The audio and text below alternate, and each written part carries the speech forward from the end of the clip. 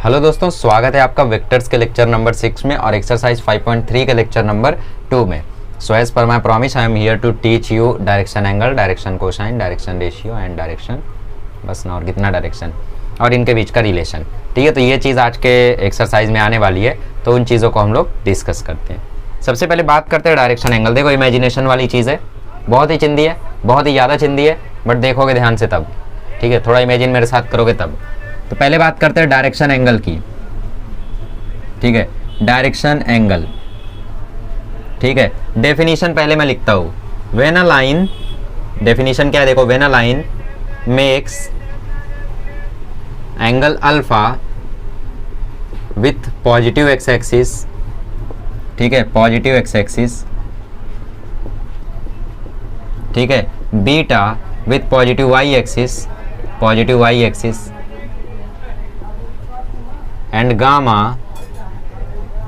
Gamma with positive z axis, ठीक है, z axis, then alpha beta gamma are called as direction angle.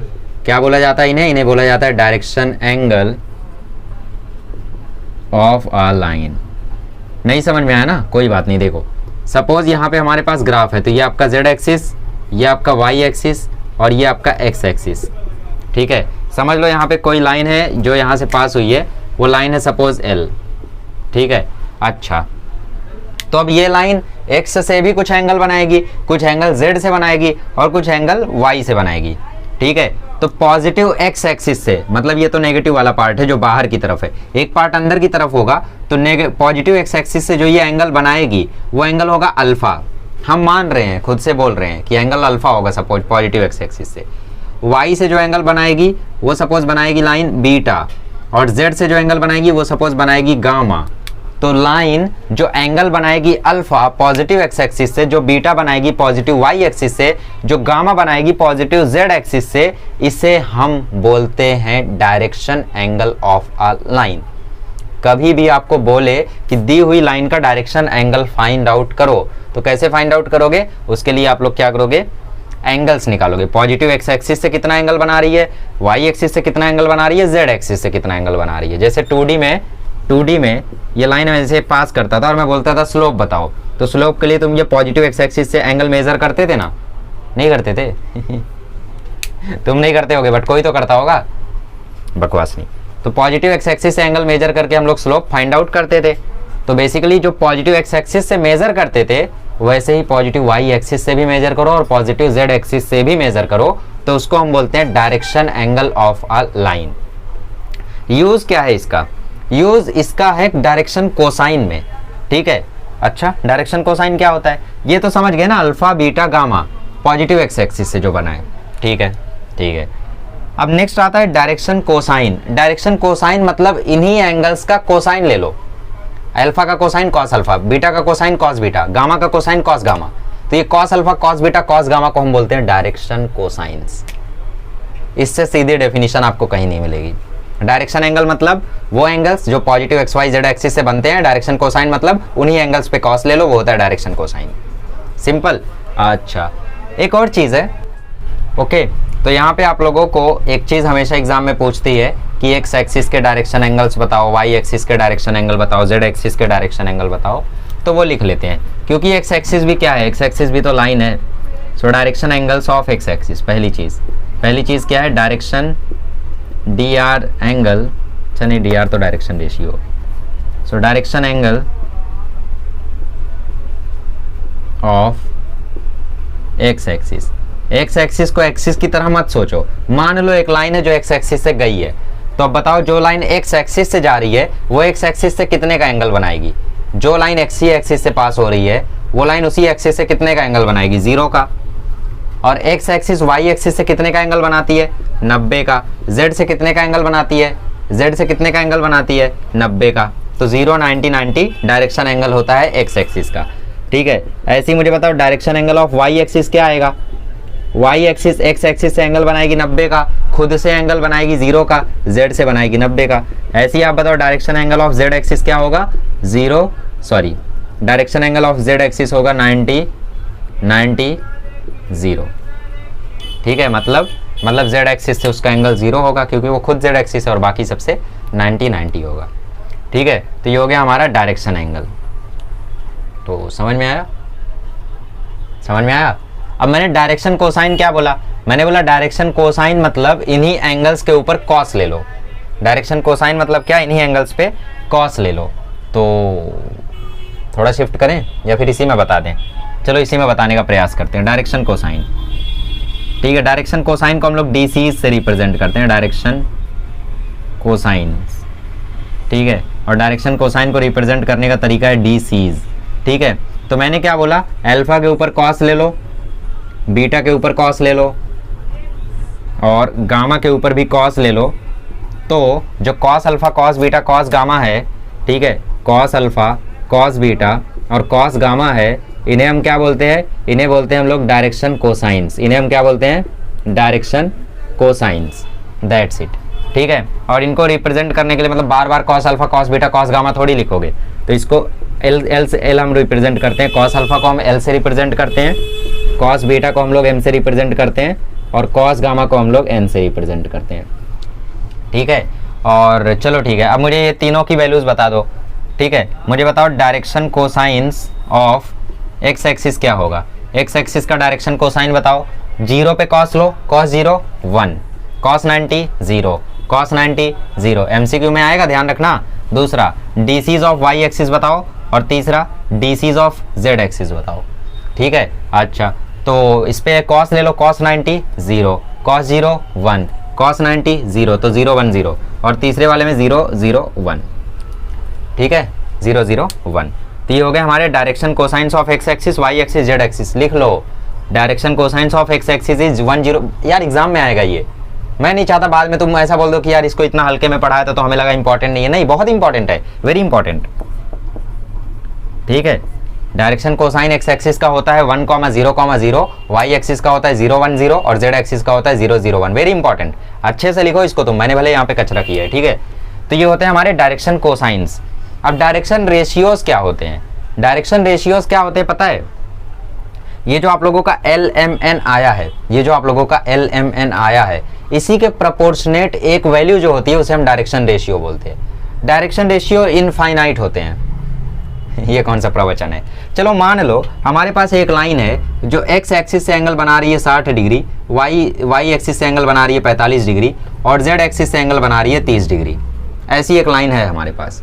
ठीक है, तो cos 60 हो जाएगा √3/2, तो इसके कोसाइंस क्या आ जाएंगे? √3/2 1/√2। 1/√2 को मैं ऐसे लिख देता हूँ थोड़ी देर के लिए, √2/2 लिख देता हूँ 1/√2 को, आपत्ति नहीं है ना? cos 30 क्या होता है? cos 60 तो 1/2 होता है ना, तो इसके डायरेक्शन कोसाइंस आ गए 1/2, √2/2 और √3/2।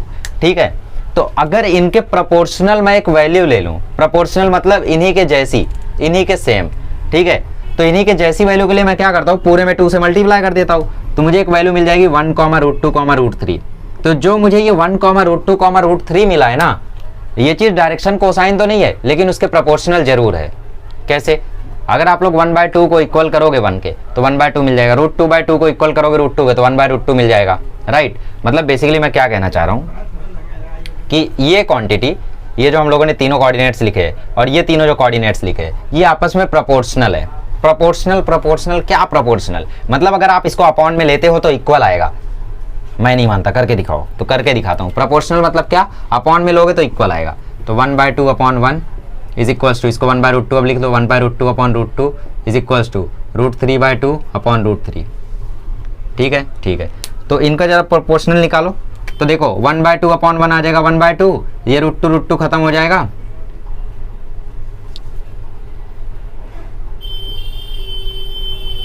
ये फंस गया ये √2 खत्म नहीं होगा, मल्टीप्लाई होगा ना, तो ये आ जाएगा 1/√2 इंटू √2 और ये देखो √3 खत्म आ जाएगा तो आ जाएगा 1/2। तो बेसिकली ऐसे नंबर्स जो डायरेक्शन कोसाइन के प्रोपोर्शनल हो उनको हम क्या बोलते हैं? Direction ratio. और डायरेक्शन रेशियो को कैसे रिप्रेजेंट किया जाता है? ABC से। मतलब जैसे मान लो यहाँ पे एक लाइन है, ठीक है, एक लाइन है हमारे पास, इसकी मुझे डायरेक्शन जाननी है, तो सबसे पहले मैंने इसका एंगल निकाल लिया, एक्स एक्सिस से अल्फा, वाई एक्सिस से बीटा और जेड एक्सिस से गामा, और फिर उसके बाद मैंने उसका कॉस ले लिया तो मुझे डायरेक्शन कोसाइन मिल गया। अब मैंने उस डायरेक्शन कोसाइन को और सिंप्लीफाई किया तो डायरेक्शन रेशियो मिल गया। तो direction ratio is nothing but basically a direction of the line. मतलब जैसे तुम्हारी लाइन ऐसे जा रही है ना, तो तुम्हारी लाइन देखो ऐसे जा रही है, तो डायरेक्शन रेशियो ये भी हो सकता है, ठीक है। डायरेक्शन रेशियो आपका ये भी हो सकता है। ये क्या बना रहे हो, ये मैं बना रहा हूं एक वेक्टर, ठीक है, जो कि इसी डायरेक्शन में है लेकिन मैग्नीट्यूड उतना नहीं है, बट इसी डायरेक्शन में है, ठीक है। तो ये मैं बेसिकली बताना चाहता था आपको, ये भी हो सकता है, ये उसी के मैग्नीट्यूड का है, वही है, बट इसका जो डायरेक्शन है वो भी वही है, ठीक है। तो डायरेक्शन रेशियो ये भी है। क्या डायरेक्शन रेशियो ये है? नहीं, क्योंकि डायरेक्शन अपोजिट हो रहा है। तो सेम डायरेक्शन में किसी भी लेंथ का आप जब कोई एक वेक्टर ड्रॉ करते हो तो उसके जो कोऑर्डिनेट्स होते हैं, उसके जो पोजीशन वेक्टर्स होते हैं, ठीक है, मतलब जैसे 3i cap 4j cap 5k cap है, तो 3, 4, 5 ये चीज जो है इसको हम बोलते हैं डायरेक्शन रेशियो। नहीं समझ में आया? चलो और फील देने की कोशिश करता हूं मैं इसको सिंप्लीफाई करके। चलिए अब हम लोग दोबारा से सीखते हैं डायरेक्शन एंगल, डायरेक्शन कोसाइन और डायरेक्शन रेशियो क्या चीज़ है। दोबारा से एक बार इलेबोरेट करता हूँ और अब की बार थोड़ा सा एक्स्ट्रा डेटा भी बताना है, ठीक है। पहले मैंने इसीलिए नहीं बताया ताकि कंफ्यूजन ना हो। आसान है, कोई बड़ी बात नहीं है, ठीक है। तो चलो मैंने क्या बोला, मैंने बोला सपोज आपके पास यहाँ पे ग्राफ है, ये आपका z एक्सिस हो गया, ये आपका y एक्सिस हो गया और ये हो गया आपका x एक्सिस, ठीक है। मैंने बोला मान लो यहाँ से कोई लाइन जा रही है l, ठीक है, मान लो वो लाइन ऐसे जा रही है, ये हो गई हमारी लाइन l, ठीक है, और यहाँ पे मान लो l डैश, तो लाइन l डैश। मैंने क्या बोला, मैंने बोला भैया इसका जो एंगल बन रहा है x एक्सिस से, x एक्सिस से एंगल क्या बन रहा है यहाँ पे अल्फा, y एक्सिस से क्या बन रहा है बीटा, और z एक्सिस से क्या बन रहा है गामा। इन अल्फा बीटा गामा को हम क्या बोलेंगे, अल्फा की बीटा गामा को हम लोग बोलेंगे डायरेक्शन एंगल्स, ठीक है, ठीक है। अगर मैं इन सभी अल्फा बीटा गामा पे कॉस ले लूंगा, मतलब cos alpha, cos beta, cos gamma ले लूंगा, तो इसको मैं क्या बोलूंगा, इसको मैं बोलूंगा डायरेक्शन कोसाइन, मतलब डीसीज। और इसी के प्रोपोर्शनल अगर मैं कोई वैल्यू ले लूंगा तो उसको क्या बोलूंगा, डायरेक्शन रेशियो। रेशियो पे मैं दोबारा आता हूं, फिलहाल इतनी चीज देखो। अच्छा, पॉजिटिव एक्स एक्सिस से एक एंगल अल्फा आ रहा है, पॉजिटिव वाई एक्सिस से एंगल बीटा आ रहा है। पॉजिटिव वाई एक्सिस से ही लेना है ना, या फिर इसमें ऐसा कोई कंडीशन है कि एंगल एक्यूट ही होना चाहिए, ऐसा कुछ क्लॉकवाइज एंटी क्लॉकवाइज ये नहीं बोला है ना। तो क्योंकि हमें क्लॉकवाइज या एंटी क्लॉकवाइज इसमें नहीं बोला गया है, तो इसीलिए हम लोग पॉजिटिव वाई एक्सिस से ऐसा भी तो जा सकते हैं। तो ये कितना होगा, ये होगा पाई माइनस बीटा, समझ रहे हो। सॉरी इतना ज्यादा नहीं जाना था, आई एम सॉरी, ठीक है, इतना ही जाना था। तो ये क्या होगा, ये पाई माइनस बीटा होगा ना, समझ रहे हो। क्यों, क्योंकि क्वेश्चन में सिर्फ इतना बोला है ना कि तुम्हें Y axis, positive Y axis से एंगल लेना है। तो मैंने एक एंगल लिया beta, clockwise anti clockwise slope में तो था कि भैया एंटी क्लॉकवाइज ही जाना है, इसमें कुछ ऐसा नहीं है। तो मैं क्लॉकवाइज अगर जाऊंगा तो एंगल क्या बन रहा है, पाई माइनस बीटा बन रहा है, क्योंकि ये है वाई एक्सिस। ये वाई एक्सिस से जब मैं एंगल बना रहा हूं तो कितना आ रहा है, पाई माइनस बीटा। अच्छा, जेड एक्सिस से एक एंगल गामा बन रहा है, ठीक है, और अगर मैं एंटी क्लॉकवाइज जाता हूं तब एंगल बन रहा है पाई माइनस गामा। अगर मैं क्लॉकवाइज जाता हूं तो एंगल बन रहा है गामा, ठीक है, और एंटी क्लॉकवाइज जाता हूं तो क्या एंगल बन रहा है, पाई माइनस गामा। तो बेसिकली ये जो ऐसी अल्फा का भी होगा, अल्फा का खैर मैं इमेजिन नहीं करवा सकता, ठीक है, ऐसे ही जो पाई माइनस अल्फा है, पाई माइनस बीटा है और पाई माइनस गामा है, इन्हें भी हम बोलते हैं डायरेक्शन एंगल्स। इन्हें भी हम क्या बोलते हैं, डायरेक्शन एंगल्स। बस फर्क ये होता है कि इन डायरेक्शन एंगल्स के जो डीसीज होते हैं वो नेगेटिव होते हैं, बस यही फर्क होता है। और इसीलिए हम लोग इनको minus L, minus M, minus N से रिप्रेजेंट करते हैं। और इसको कैसे रिप्रेजेंट करते हैं, एल एम एन से, ठीक है। तो ये एक एक्स्ट्रा इन्फॉर्मेशन है जो कि आप लोगों को यूज शायद करनी पड़ जाए। कहीं पे आपको क्वेश्चन में बोल दिया find the direction cosines if a line makes angle, find all the direction cosines if a line makes angle 60 degree with positive X axis, ठीक है। तो ऑल डायरेक्शन कोसाइन बोल दिया तो उसमें तुम्हें फिर 60 डिग्री और 300 डिग्री, सॉरी 60 डिग्री और 120 डिग्री दोनों लेना पड़ेगा, ठीक है। तो बस यही फर्क आता है minus L, minus M, minus N में, ठीक है। क्वेश्चन करेंगे तो आपको पता चल ही जाएगा। बेसिकली ध्यान में रखना कि पाई माइनस अल्फा, पाई माइनस बीटा, पाई माइनस गामा भी डायरेक्शन एंगल होता है, और cos pi minus alpha, cos pi minus beta, cos pi minus gamma भी डायरेक्शन कोसाइन होता है, ठीक है।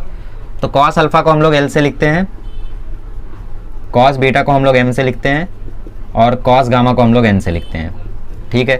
तो मैं डायरेक्शन रेशियो आपको समझाने का प्रयास कर रहा था, ओके।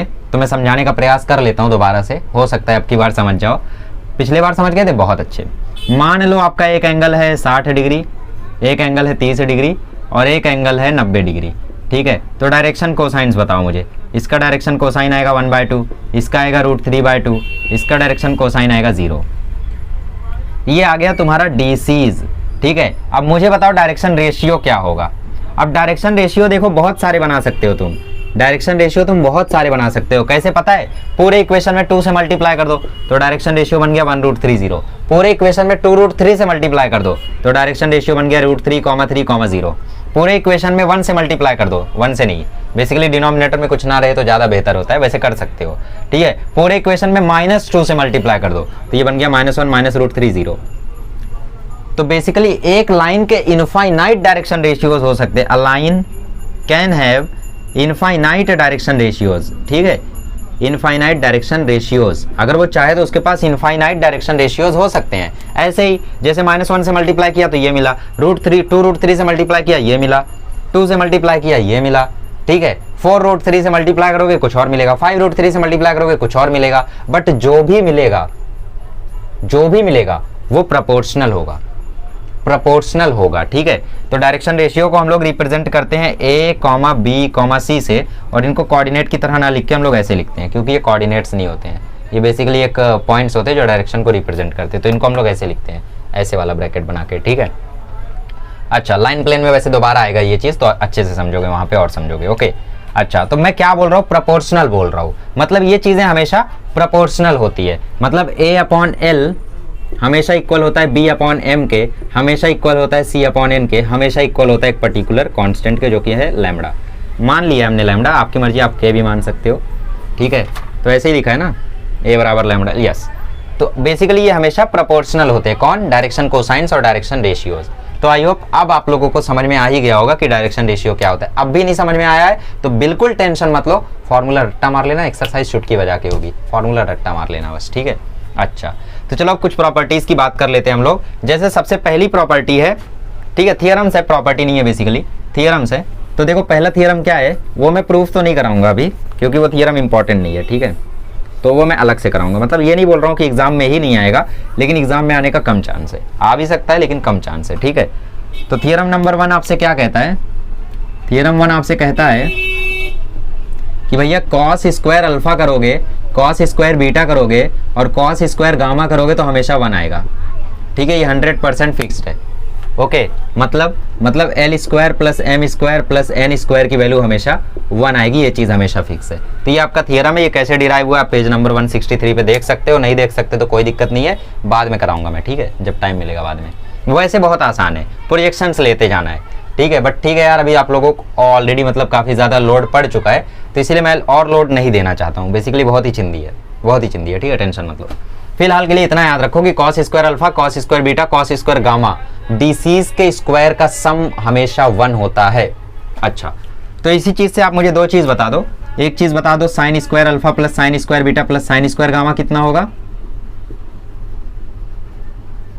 और एक चीज़ बता दो, cos 2 alpha plus cos 2 beta plus cos 2 gamma कितना होगा, ठीक है। ये 2 चीज़ मुझे बता दो, ठीक है। नहीं बता पाए, चलो ठीक है, मैं बताता हूँ। साइन स्क्वायर अल्फा को हम लिख सकते हैं 1 माइनस कॉस स्क्वायर अल्फा, ठीक है। साइन स्क्वायर बीटा को लिख सकते हैं 1 minus cos square beta, sine square gamma को लिख सकते हैं 1 माइनस कॉस स्क्वायर गामा। तो ये 1 1 1 ये आ गया 3, माइनस ले लो कॉमन तो अंदर बचेगा cos square alpha plus cos square beta plus cos square gamma, और cos square alpha plus cos square beta plus cos square gamma कितना होता है 1। तो बेसिकली आ गया 3 - 1, ये आ गया 2, मतलब ये चीज़ होती है 2। तो ये भी आपको याद रखना है, ये भी आपको याद रखना है, ये भी आपको याद रखना है। ऐसे इसकी वैल्यू बता दो, cos 2 थीटा का फॉर्मूला होता है cos square theta minus sine square theta, ठीक है। इसका भी फॉर्मूला होता है cos square theta minus sine square theta. तो cos 2 गामा क्या हो जाएगा, cos square gamma minus sine square gamma, ठीक है। अच्छा, तो cos square alpha cos square beta cos square gamma 1 हो गया। अब यहाँ से माइनस कॉमन ले लो तो अंदर बचा sine square alpha plus sine square beta plus sine square gamma. इनका कोई शॉर्टकट नहीं है, sine alpha sign beta sine gamma का कोई शॉर्टकट नहीं है, सिर्फ कॉस के शॉर्टकट बने हैं, ठीक है, कि cos square alpha is equal to L square हम लोग लिख सकते हैं। तो बेसिकली ये चीज़ कितनी होती है 2 होती है, तो 1 - 2 ये आ गया -1।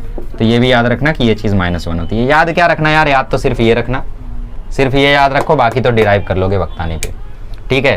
तो ये हो गया हमारा इंपॉर्टेंट कोरोलरी, ठीक है, ये इंपॉर्टेंट कोरोलरी है, ध्यान रखना एग्जाम में आ सकती है, ओके।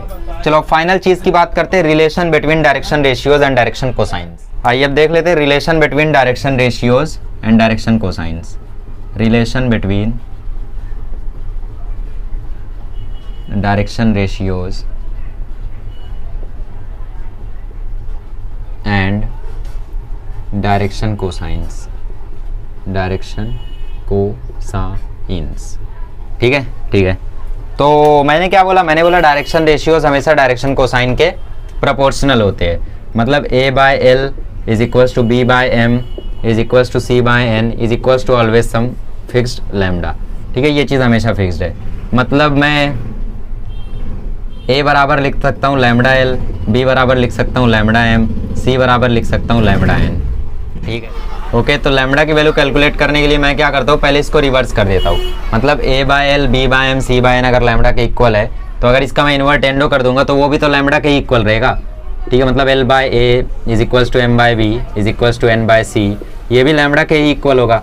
अब जो लोग बोल रहे हैं कि 1 बाय लैम्डा हो जाएगा, उनको याद दिला दूँ साइन रूल। साइन रूल में साइन a बाय a भी k के इक्वल होता है और a बाय साइन a भी k के इक्वल होता है, राइट। तो वैसा समझ सकते हो इसको। तो l बराबर क्या आ रहा है, l बराबर आ रहा है a लैम्डा, m बराबर आ रहा है b लैम्डा और n बराबर आ रहा है c लैम्डा। ठीक है, ओके। तो ये क्या था, ये भी ठीक है, ये भी ठीक है, गलत नहीं है कुछ। ठीक है, चलो ठीक है, मैं एक रफ कर देता हूँ, इसको रफ कर देता हूँ। गलत कुछ नहीं है, देखो दोनों सही है। क्योंकि देखो लैम्डा की वैल्यू 1/2 हो सकती है और लैम्डा की वैल्यू 2 हो सकती है। फर्क पड़ेगा क्या, नहीं फर्क पड़ेगा ना। तो 1 बाय लैम्डा लिखने का कोई सेंस नहीं है वैसे तो, बट ठीक है अगर आप बोलते हो तो ठीक है। तो ये हो गया हमारा रिलेशन, बट हमें लैम्डा की वैल्यू पता करनी है। ठीक है, so L square plus M square plus N square 1 होता है, ये हमें पता है। ठीक है, तो एल की जगह लिख देते हैं ए लैम्डा, तो ये हो जाएगा A square lambda square. M की जगह लिख देते हैं बी लैम्डा, तो B square lambda square. N की जगह सी लैम्डा, तो C square lambda square is equals to 1। Lambda square common ले लो, अंदर बचा A square plus B square plus C square is equals to 1। तो lambda square is equals to आ गया 1 upon A square plus B square plus C square. Root ले लो तो लैम्डा बराबर आ जाएगा plus minus 1 upon under root A square plus B square plus C square. ये हो गई लैम्डा की वैल्यू। ठीक है, तो अब इस लैम्डा की वैल्यू को यहाँ पुट कर दो तो तुम्हें रिलेशन मिल जाएगा डायरेक्शन एंगल और डायरेक्शन कोसाइन के बीच में, sorry direction cosine and direction ratio के बीच में। तो एल बराबर आ जाएगा ए 1 इंटू ए, तो ये हो जाएगा plus minus A upon under root A square plus B square plus C square. और एम बराबर हो जाएगा plus minus B upon under root A square plus B square plus C square. और एन बराबर हो जाएगा plus minus C upon under root A square plus B square plus C square. तो ये हो गया तुम्हारा डायरेक्शन रेशियो और कोसाइन के बीच में रिलेशन। कहाँ काम आएगा, क्वेश्चन नंबर 12 में। क्वेश्चन नंबर 12 में जब तुम्हें निकालने बोलेगा तो तुम्हें खुद ही काम आएगा। ठीक है, चलो फिर शुरू करें क्वेश्चन सॉल्विंग। जल्दी हो जाएगी एक्सरसाइज, 5 क्वेश्चन है जिसमें से 3 क्वेश्चन 2-2 मिनट वाले हैं, तो उड़ा देते यार, उसमें क्या है। आइए क्वेश्चन नंबर 10 कर लेते हैं। इसमें बोल रहा है वेक्टर का डायरेक्शन एंगल 45 डिग्री है और एक का 60 डिग्री है, तो तीसरा एंगल पता करो। तो चिन्ह दिए यार, देखो सबसे पहले डायरेक्शन एंगल मान लेते हैं। Let alpha beta gamma be the direction be the angle made by positive direction of angle made by positive direction of X axis, Y axis and Z axis. ठीक है, देयरफॉर अल्फा बराबर हो गया 45 degree, beta बराबर हो गया 60 degree और gamma बराबर हमें पता करना है। ठीक है, तो हम जानते हैं कि भैया cos square alpha plus cos square beta plus cos square gamma की वैल्यू कितनी होती है, 1 होती है। तो ये अल्फा की जगह आ गया 45 डिग्री, मतलब cos square 45 degree plus cos square beta, beta कितना है 60, तो cos square 60 degree plus cos square gamma is equals to 1। 45 degree का स्क्वायर 1/2, कॉस स्क्वायर 60 मतलब रूट 1/2 का स्क्वायर, तो 1/4 और ये cos square gamma is equals to क्या है 1। 1/2 प्लस 1/4 आ जाएगा 3/4, 3/4 plus cos square gamma is equals to 1, तो cos square gamma is equals to आ जाएगा 1/4। तो कॉस गामा क्या आ जाएगा, कॉस गामा आ जाएगा प्लस माइनस 1/2। तो देयरफॉर गामा कैन बी π/3 मतलब 60 डिग्री या तो पाई माइनस π/3। मैंने बोला ना, मैंने बोला एक एंगल तो अल्फा बना रहा है विथ पॉजिटिव डायरेक्शन और वहीं पर पाई माइनस अल्फा भी तो बना रहा है, तो वैसे ही गामा एक तो π/3 बना रहा है और एक तो पाई माइनस गामा भी बनेगा, तो गामा कैन बी π/3 या तो pi minus π/3। Therefore gamma can be π/3 और 2π/3। Therefore the third angle can be 60 degree और 120 डिग्री। ठीक है, चलो आगे बढ़ते हैं। चलिए क्वेश्चन नंबर 11 में बोला if a line makes angle 90 degree 135 degree 45 degree with x Y z respectively find its direction cosine. ठीक है, मतलब वो एक्स एक्सिस के साथ एंगल बना रहा है 90 डिग्री, मतलब अल्फा दिया है आपको 90 डिग्री। वाई एक्सिस के साथ बना रहा है 135 डिग्री मतलब बीटा दिया है 135, और जेड एक्सिस के साथ बना रहा है 45 डिग्री मतलब गामा दिया है 45 डिग्री, और आपसे डायरेक्शन कोसाइंस पूछा है। ठीक है, therefore direction cosines are, direction cosines मतलब इन्हीं पे आप कॉस लगा दो, तो डायरेक्शन कोसाइंस आर एल बराबर कॉस अल्फा मतलब कॉस 90, तो कॉस 90 0, तो एल बराबर 0, एम बराबर कॉस बीटा मतलब कॉस 135, और कॉस 135 आपको नहीं पता बट -1/√2 होता है। ठीक है, कैसे? कॉस 90 + 45 इज माइनस कॉस 45, तो -1/√2।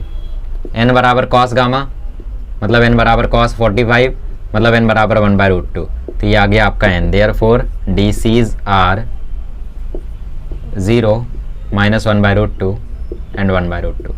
यहीं पे आपसे डायरेक्शन रेशियो पूछ लेता तो डायरेक्शन रेशियो हो जाता 0 -1 1, या फिर 0 1 -1, या फिर 0 2 2, या फिर 0 3 3, आपकी मर्जी। ठीक है, तो सॉरी 0 -3 3, 0 -2 2। ठीक है, तो इस तरीके से आप लोग निकाल सकते हो इसको। तो ये भी चिंदी था, 12वां कर लेते, वो भी चिंदी।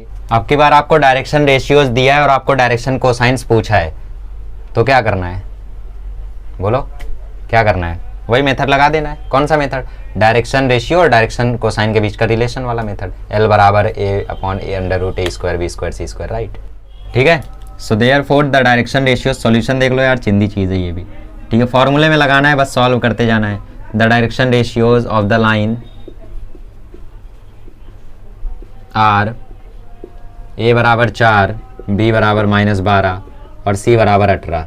ठीक है, let l m n be the direction cosines, l m n be the direction cosines of line. ठीक है, ठीक है। सो हम जानते हैं यार एल बराबर +-a, या तो आप प्लस वाली वैल्यू ले लो या तो माइनस वाली वैल्यू ले लो, ये आपके ऊपर है। तो फिलहाल मैं खाली प्लस वाली वैल्यू ले रहा हूँ। ठीक है, a/√a² + b² + c², m is equals to b/√a² + b² + c², और n equal to c/√a² + b² + c²। ठीक है, ओके। सो देयरफॉर L बराबर a कितना है 4, अंडर रूट में 4 का स्क्वायर प्लस -12 का स्क्वायर प्लस 18 का स्क्वायर, तो 4/√, 4 का स्क्वायर 16, 12 का स्क्वायर 144, 18 का स्क्वायर 324, तो टोटल मारो 324 और अच्छा ये 16 160, 160 में 324 जोड़ो तो 384, 484। ठीक है, root of 484 and root of 484 is 22, तो बेसिकली ये आ गया 2/11, तो आपका L आ गया है 2/11। ठीक है, चाहिए तो यहाँ पे a² b² c² पहले ही निकाल लो, a² b² c² पहले ही हमने 484 निकाल दिया, इसको दे दिया नंबर 1। देयरफॉर m बराबर b कितना -12, ये कितना √484, कहाँ से लाए? फ्रॉम 1, है ना, आसान काम। देयरफॉर m बराबर हो गया -12/22, तो m बराबर हो गया -6/11, तो ये हो गया -6/11। n बराबर आ जाएगा c कितना 18, और रूट में क्या 484, कहाँ से लाए? फ्रॉम 1। ठीक है, तो ये ज़्यादा आसान है, आई गेस सब जगह का काम एक ही बार में हो रहा है, वरना बार बार कैलकुलेट करना पड़ता। तो n बराबर आ जाएगा 18/22, तो n बराबर आ जाएगा 9/11। ठीक है, अच्छा तो हमें एलिमेंट मिल गया। देयरफॉर DCs आर क्या क्या DCs हो गए? 2/11, -6/11 और 9/11। चिंदी था यार ये तो। चलो अब बड़े क्वेश्चन देख लेते, 13वां और 14वां। ओके, तो एक चीज़ रह गई थी देखो थ्योरी में बताना, जो इस क्वेश्चन में काम आ रही है, तो वो चीज़ देख लो। कभी भी अगर हम लोगों को L M N के टर्म्स में एक यूनिट वेक्टर को रिप्रेजेंट करना है, मतलब unit vector in terms of L M and N, ठीक है, मतलब L M और N के टर्म्स में अगर मुझे एक यूनिट वेक्टर रिप्रेजेंट करना है तो मैं उसे कैसे रिप्रेजेंट कर सकता हूँ? मैं n कैप को रिप्रेजेंट कर सकता हूँ +-Li cap +-MJ cap +-N K cap, इस फॉर्म में मैं इसे रिप्रेजेंट कर सकता हूँ। अब पूछोगे क्यों? क्योंकि आप भी जानते हो कि L² + M² + N² हमेशा ऑलवेज फिक्स्ड है, हमेशा 1 ही होगा। तो इसका आप जरा मैग्नीट्यूड निकालो, तो इसका मैग्नीट्यूड आएगा √L² + M² + N², और ये तो 1 है, तो √1 क्या 1। तो इसीलिए कभी भी अगर एक यूनिट वेक्टर आपको लिखना है यूजिंग डायरेक्शन कोसाइंस, तो उसको आप लोग ऐसे लिखोगे। और अगर इसी के डायरेक्शन में, अब ये जो आपने यूनिट वेक्टर लिख दिया, इसी के डायरेक्शन में आपको कोई वेक्टर लिखना है, जैसे इसमें AB को हम लोग लिखेंगे, तो उसके डायरेक्शन में अगर आपको कोई वेक्टर लिखना है, सपोज n बार लिखना है, तो आप क्या करोगे? उसी के मैग्नीट्यूड से मल्टीप्लाई कर दोगे। इसमें n बार में आप क्या करोगे? n बार के मैग्नीट्यूड में आप n कैप को मल्टीप्लाई कर दोगे। तो इसके मैग्नीट्यूड में जब इसका डायरेक्शन आप मल्टीप्लाई कर दोगे तो वेक्टर रिप्रेजेंट हो जाएगा। जैसे इसमें मैग्नीट्यूड दिया है 6, तो उस 6 से आप लोग उस यूनिट वेक्टर को मल्टीप्लाई कर दोगे। तो कभी भी एक वेक्टर को अगर रिप्रेजेंट करना हो तो इस तरीके से हम लोग करते हैं, ठीक है। Plus minus l i cap. अच्छा प्लस माइनस क्यों? क्योंकि मैंने बताया ना direction cosines plus minus l plus minus m plus minus n होते हैं, ठीक है। जानते हो ना, मतलब पाई माइनस अल्फा हुआ तो minus l, pi minus beta हुआ तो minus m, pi minus gamma हुआ तो माइनस एन, अल्फा हुआ तो प्लस एम प्लस एल, ठीक है।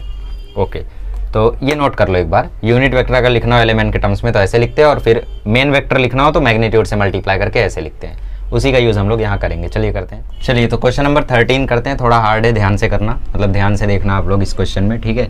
Okay, so direction ratios of A B are. Direction ratios आपको क्या क्या दिया है?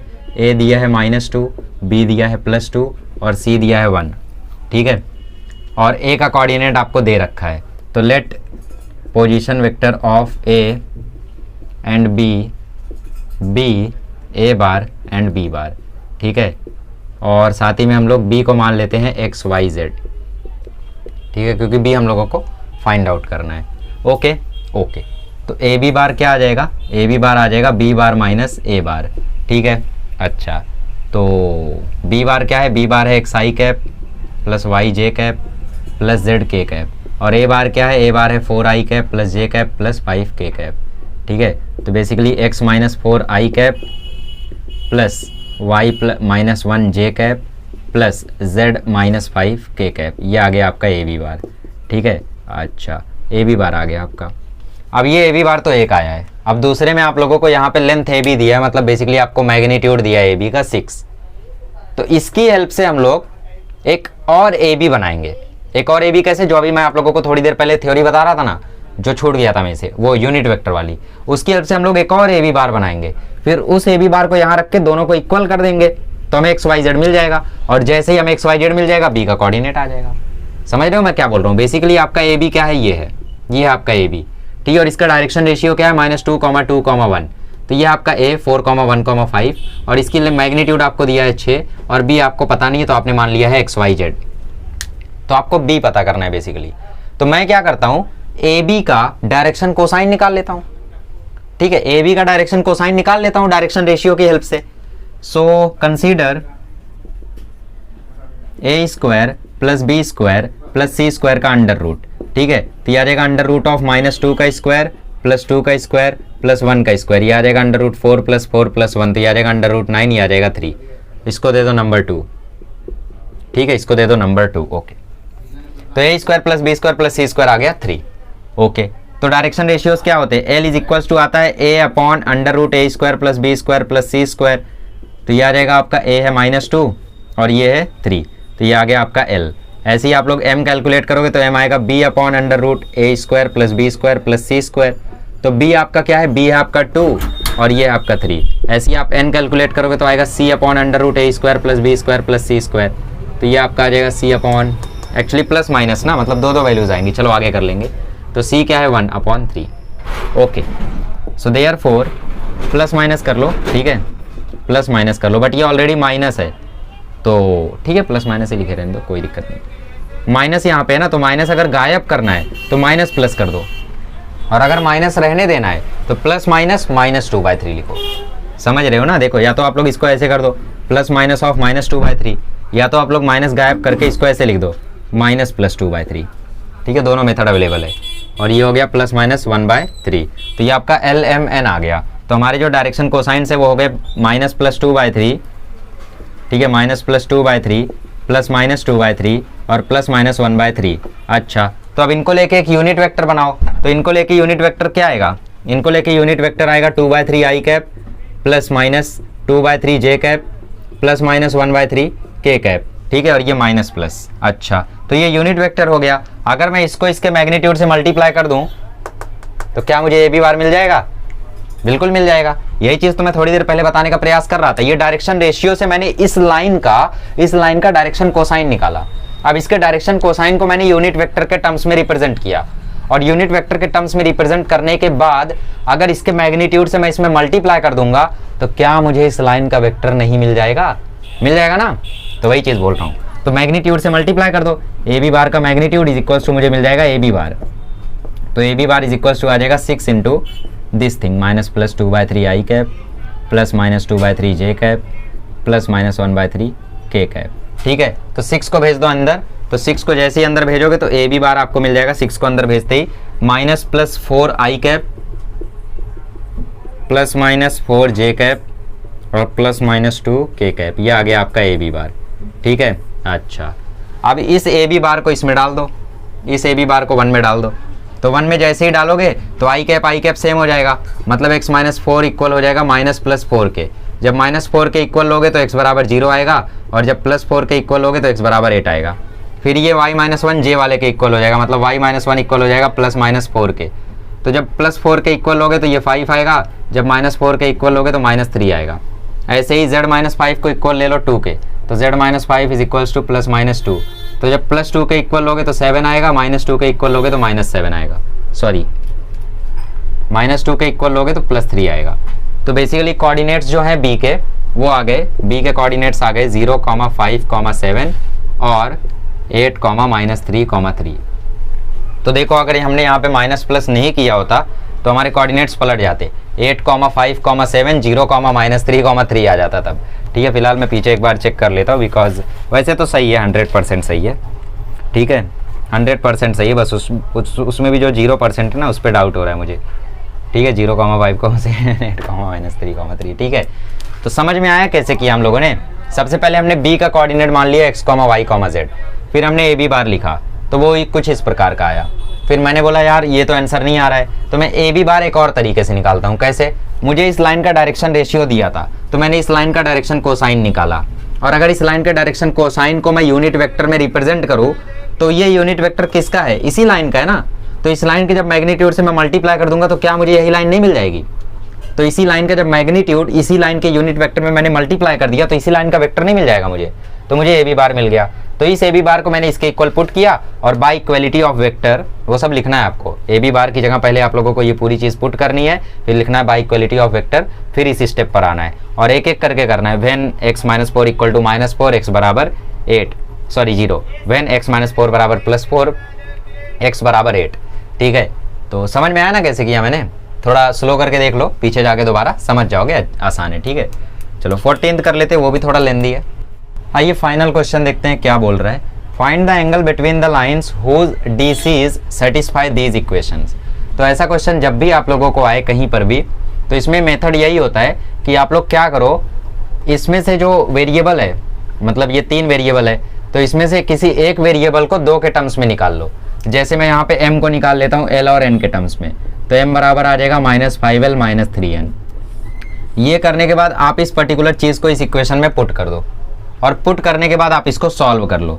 जब आप इसको सॉल्व करोगे ना तो आप लोगों को डायरेक्शन रेशियोज मिल जाएंगे, और अगर डायरेक्शन रेशियोज मिल जाते हैं तो उनसे भी एंगल वही आएगा जो डायरेक्शन कोसाइंस से एंगल आएगा। समझ रहे हो? कभी भी अगर आप लोगों को लाइन का एंगल निकालना है, ये चीज़ लाइन प्लेन में फिर बताऊंगा, बट सुन लो, कभी भी अगर आप लोगों को 2 लाइन के बीच का एंगल निकालना है तो आपको कुछ और नहीं करना है, बल्कि उनके डायरेक्शन रेशियो के बीच का एंगल निकालना है। ठीक है, तो हम क्या कर रहे हैं, m बराबर -5l -3n इसमें डाल रहे हैं, तो हमें डायरेक्शन रेशियोज मिल ही जाएंगे कुछ ना कुछ, और जो डायरेक्शन रेशियोज मिलेंगे उनके बेसिस पे हम लोग निकाल लेंगे एंगल। तो पुट कर दो इसको इसमें, तो 5 इंटू m की जगह आ गया -5l -3n। ठीक है, -2nl प्लस 6l, m की जगह डाल दो -5l -3n is equals to 0। ठीक है, ठीक है, तो 5 into 5 -25l, 5 into 3 -315n, -2nl plus 6 into -5 -30l square, plus 6 -3 -18ln। ठीक है, बराबर 0। अब देखो यहाँ पे हम लोगों का 2 क्वाड्रेटिक बन रहा है। ठीक है, एक क्वाड्रेटिक पहले इन दोनों को सिंप्लीफाई कर दो, ln को, तो ये -25l -15n -20ln -30l square बराबर 0। माइनस साइन से पूरे इक्वेशन में मल्टीप्लाई कर दो, तो 25l plus 15n plus 20ln plus 30l square is equals to 0। ठीक है, तो मेरे से यहाँ पे देखो n मिस हो गया, m की जगह हमने ये रखा ना, फिर यहाँ पे n भी तो है, तो ये n स्क्वायर है और ये ln है, तो 15n स्क्वायर है, 15n स्क्वायर है, और ये 25ln है और ये 25ln है, तो 25ln में 20ln और जोड़ दो, तो ये आ गया 15n square plus 45ln plus 30l square बराबर 0। ठीक है, 15 से पूरे इक्वेशन में डिवाइड कर दो, तो n square plus 3ln plus 2l² बराबर 0। अब ये क्वाड्रेटिक बन गया, तो आपकी मर्जी है आप किसके वेरिएबल में मानना चाहते हो। तो जैसे मैं मान लेता हूँ n के टर्म में, ठीक है। तो फैक्टर क्या है यहाँ पे 2 1 जा, तो ये देखो हो गया n² plus 2ln plus ln plus l²। कमज़ोर दिल वाले दूर रहे, ठीक है। मतलब जिनको लग रहा है कि नहीं समझ रहा है, कोई दिक्कत नहीं, ऐसा क्वेश्चन एग्जाम में आने का रेयर से रेयर चांस है, आएगा ही नहीं ऐसा क्वेश्चन, ठीक है। तो यहाँ से n कॉमन ले लो तो अंदर बचेगा n प्लस 2l, यहाँ से l कॉमन ले लो अंदर बचेगा n प्लस 2l बराबर 0। मतलब या तो n की वैल्यू -l है या तो n की वैल्यू -2l है। तो ऐसे हम लोगों ने क्या किया, हम लोगों ने n को l के टर्म्स में निकाला। अब n को हम लोगों ने l के टर्म्स में निकाल लिया है, अब इसी l के टर्म में हम लोग m निकालेंगे, ठीक है। तो m देखो क्या आ जाएगा, अब इसको यहाँ पे पुट करो तो m बराबर आ जाएगा -5l -3, पहले -l डालो तो ये आ जाएगा -5l प्लस 3l, मतलब ये आ जाएगा -2l, तो ये आ गया m। अब आप -2l डालो तो m बराबर -5l -3 इंटू -2l, तो ये आ जाएगा -5l प्लस 6l, तो ये आ जाएगा l, तो m आ गया l, ठीक है। अच्छा अब क्या कर सकते हैं, अब हमें m मिल गया, n मिल गया, और l खुद में क्या है, l खुद में एक वेरिएबल है, मतलब n क्या है बेसिकली, m मिल गया, n मिल गया, l नहीं मिला ना, तो l बेसिकली खुद में क्या है, 1 है। समझ गए, l क्या है, l खुद में क्या है, 1 है। नहीं समझ पा रहे हो, देखो m मिला हमें l के टर्म्स में, n मिला हमें l के टर्म्स में, तो l क्या है, l ही है, ठीक है। देखो मैं क्या बोल रहा हूँ, देखो ध्यान से देखो मैं क्या लिख रहा हूँ, मैं यहाँ पे लिख रहा हूँ डायरेक्शन रेशियोज, ठीक है। तो मुझे डायरेक्शन रेशियोज मिले हैं m मतलब -2l, कॉमा n क्या है -l, और l क्या है, l को मैं l ही रहने देता हूँ ना, l को मैं l ही रहने देता हूँ, कुछ नहीं है, l ही है।